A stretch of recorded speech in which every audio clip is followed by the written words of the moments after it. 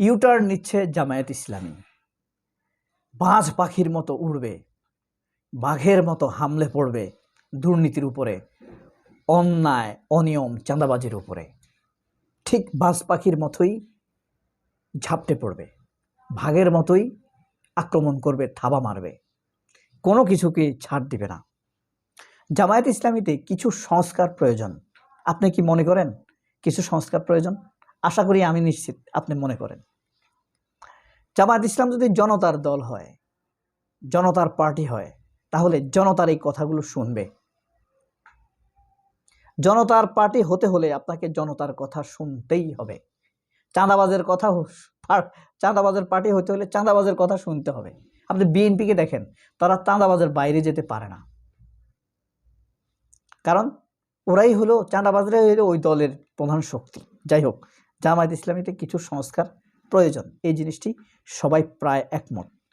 এক্ষেত্রে মিডিয়া বিভাগে media dealings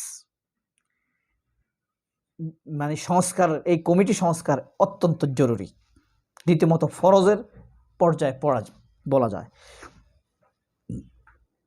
Jamaat আপনি দেখেন, এত বড় একটা দল, জামায়াত কিন্তু বড় দল, তাদের কি নাই? তাদের ইউনিভার্সিটি আছে, ব্যাংক আছে, বিমা আছে, ফার্মা আছে, বড় বড় সব বিজনেস আছে। শুধুমাত্র আপনার অটোমোবাইলস অ্যান্ড টেলিকমিউনিকেশন ছাড়া সব বিজনেস, হাসপাতাল থেকে শুরু করে তাদের সব আছে, শুধু তাদের মিডিয়া নাই। এখানে ধরা। জামায়াত নিজেদের ইন্টেলেকচুয়ালদের একটি প্ল্যাটফর্ম তৈরি করা এখন একটি প্রয়োজনীয় ইস্যু। জামায়াতের ইন্টেলেকচুয়াল পার্সোনালিটি বহুত আছে, কিন্তু তাদের হাব নেই, তাদের প্ল্যাটফর্ম নেই। তীর্যক গতিতে তারা ছুটতে পারে না। কিন্তু তাদেরকে একটি প্ল্যাটফর্মে এনে দেশের কল্যাণে স্ট্র্যাটেজি তৈরি করে তাদেরকে কাজে ঝাঁপিয়ে পড়ার জন্য অনুপ্রেরণা সৃষ্টি করা এখন খুব সময়ের দাবি। কেমন সংস্কার করতে হবে, কি ধরনের সংস্কার করতে হবে সেটা জানি আমরা। জামায়াতের মধ্যে দুটি প্রধান ডিপার্টমেন্ট থাকবে। বর্তমানে যারা দায়িত্বে আছেন তারা ওয়েলফেয়ার পলিটিক্সে অভ্যস্ত, মানুষের কল্যাণ করবে, হাসপাতাল করবে, অসুখ হলে ছুটে যাবে।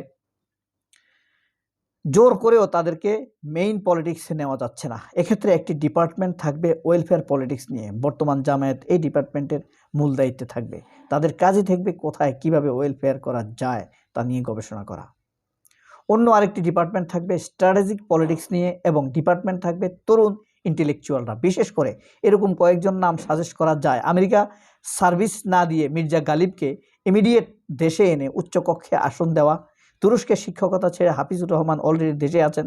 গাজীপুর সিটি কর্পোরেশনের হইতে ক্যান্ডিডেট হতে পারেন বা উচ্চকক্ষে যেতে পারেন। এছাড়া শিশির মনির, সিরাজুল ইসলাম, মঞ্জুরুল ইসলাম, জাহিদুল ইসলামের মতো বিদেশে যারা পড়াশোনা করছেন তাদেরকে এই ইন্টেলেকচুয়াল কমিটিতে অন্তর্ভুক্ত করা যেতে পারে, কারণ তারা তারুণ্যকে ধারণ করে। এদেশের তারুণ্য তাদেরকে গ্রহণ করেছে। এখানে আর কে থাকতে পারে? এখানে সাদেক কায়েম থাকতে পারে, ফরহাদ থাকতে পারে, এখানে মঞ্জুর থাকতে পারে, এখানে রাজশাহী ইউনিভার্সিটির ভিপি থাকতে পারে, তার নাম ভুলে গেছি আমি। তাই এই ইঞ্জিনিয়ারদের সাথে খেলার জন্য ইন্টেলেকচুয়ালদের একটা প্ল্যাটফর্ম আবশ্যক বলে এদেশের মানুষ মনে করে। ওয়েলফেয়ার পলিটিক্স বা পলিটিশিয়ানদের দিয়ে খলিল সাহেবদের সাথে খেলা কোনো মতে সরঞ্জামে আসবে না। জামায়াত কোনোদিনও ক্ষমতার স্বাদ পাবে না। এই প্ল্যাটফর্মে সাব সেক্টরে মিডিয়া বিভাগ থাকবে।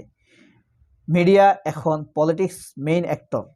এই অ্যাক্টরকে পাশ কাটিয়ে ক্ষমতায় আসার স্বপ্ন দেখাও দর্শনীয়। আর বর্তমানে দায়িত্বশীল দিয়ে মিডিয়া বিভাগের সংস্কার আদৌ সম্ভব হবে না, উল্টো তলানিতেই থেকে যাচ্ছে। তাই ইন্টেলেকচুয়ালদের প্ল্যাটফর্মের আয়ত্তে মিডিয়া বিভাগকে এক্সিকিউটিভ করা লাগবে। প্রথম আলো, যমুনার বিপরীতে একাধিক ডাইভার্সিফাইড ইলেকট্রনিক মিডিয়া এদের হাতে তৈরি করা সম্ভব হবে, কোনো ব্যাপার না। জামায়াত ইসলামী যদি ক্ষমতায় আসার স্বপ্ন দেখে, জনগণকে জুলুমের হাত থেকে রক্ষা করতে চায়, চাঁদাবাজ থেকে রক্ষা করতে চায়, সুন্দর শিক্ষা দিতে চায়, স্বাস্থ্য সহযোগিতা দিতে চায়, সরকারি সার্ভিসগুলোকে তাদের নিকটে নিয়ে যেতে চায়, তাহলে তো ইন্টেলেকচুয়ালদের নিয়ে দ্রুতই এমন একটি প্ল্যাটফর্ম তৈরি করতে হবে। অন্যান্য জায়গা থেকে বিচ্ছিন্নভাবে সার্ভিস দিতে থাকলে ফলাফল জিরোতেই থাকবে। সো ইমিডিয়েট ওয়েলফেয়ার নেতৃত্বের বাইরে এসে ইন্টেলেকচুয়াল অ্যান্ড পলিটিক্যাল একটি রিজার্ভেশন ফোর্স তৈরি করতে হবে, যারা অনবরত এখানে কাজ করে যাবে। এখানে আমাদের মতো ইয়াংরা থাকবে, তরুণরা থাকবে, তারা 24 আওয়ার্স সার্ভিস দিবে, মিথ্যা ন্যারেটিভগুলোকে তছনছ করে দিবে। তাদের হাতে প্রচুর তথ্য থাকবে, মির্জা গালিবরা থাকবে, সাদেক কায়েমরা থাকবে, মঞ্জুরুল ইসলামরা থাকবে। তাদের সামনে যার যার এলাকার তরুণেরা নিয়মিত দেখা করবে, লেখাজোখা করবে এবং মত বিনিময় হবে। তারা কি বলতে চায় সেই আলোকে পলিসি সাজাবে। এমনটি যদি হয় কেমন হবে বলে আপনি মনে করেন?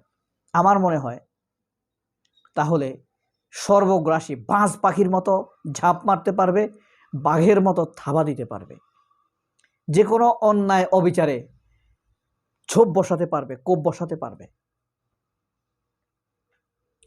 সো মির্জা গালিবদের মতো মেধাবী তরুণদেরকে কোনোভাবে তাদের মেধার অপচয় করানো যাবে না।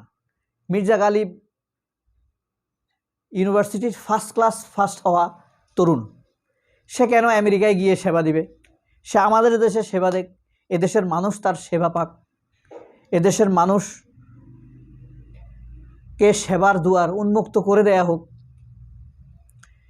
হাজার হাজার তরুণের স্বপ্নের দুয়ার খুলে যাক, সেই পথেই হাঁটুক। মির্জা গালিবের মতো আরও বহু তরুণ আছে, আকবর আল হোসাইন, মাহতাব আমিন, হ্যাঁ, দেশে আছে শিশির মোহাম্মদ মনির, এনসিপিতে সাদেক কায়েম, আক্তার হোসেন, মাহফুজ আলম। এসব ঝকঝকে তারুণ্যকে মিলিয়ে যখন একটি হাব হবে, কমিটি হবে, তখন অন্য তরুণেরা পঙ্গপালের মতো ছুটে আসবে। আমাদের দেশে আপনারা দেখেছেন একজন নাহিদের জনপ্রিয়তা শাকিব খানের চাইতে বেশি। সামান্তা ইসলাম, মনিরা মিঠু, মনিরা, হ্যাঁ, মাহবুজা মনিরা, তাদের জনপ্রিয়তা আপনার অপু বিশ্বাস, শাবানার কাছাকাছি হয়ে গিয়েছে, শবনম বুবলিদের মতো হয়ে গিয়েছে। এত জনপ্রিয়তা, গ্রামে গঞ্জে তারা যখন যায় তখন মানুষ উপচে পড়ে তাদেরকে দেখার জন্য, অটোগ্রাফ নেয় আয়সা। যদি দেখেন তাহলে বুঝতে পারতেন। এসব তরুণদেরকে কাজে লাগাতে হবে। আমরা আর অভাবী জাতি থাকতে চাই না। আমরা অবশ্যই আমাদের দেশ ধনী দেশে রূপান্তরিত হবে। অন্তত একজন তরুণ লাখ টাকা ইনকাম করবে, ঝকঝকে জীবন মেনটেন করবে, মা বাবার সাথে উৎফুল্ল সময় কাটাবে, স্ত্রী বাচ্চাদেরকে নিয়ে ঘুরতে যাবে। কেন এত টেনশন করবে? আজকে টাকা নাই, এটা হয়েছে, সেটা হয়েছে। সব আনন্দে থাকবে আমাদের দেশটা। আল্লাহ সবার জীবন আনন্দে ভরে দেখ, পূর্ণ করে দেখ, হাসি খুশিতে সবগুলো পরিবার আল্লাহ ভরপুর করে দেখ। সবাই অনেক ভালো থাকবেন। আমার মেয়ে সাফায়াতে কাশ্মীরের জন্য দোয়া করবেন। আমার খুব মনে পড়ছে এই মুহূর্তে তাকে, তার জন্য দোয়া চাই, আল্লাহ যেন তাকে জান্নাত দান করে। সবাই অনেক ভালো থাকবেন। আল্লাহ হাফেজ। আসসালামু আলাইকুম।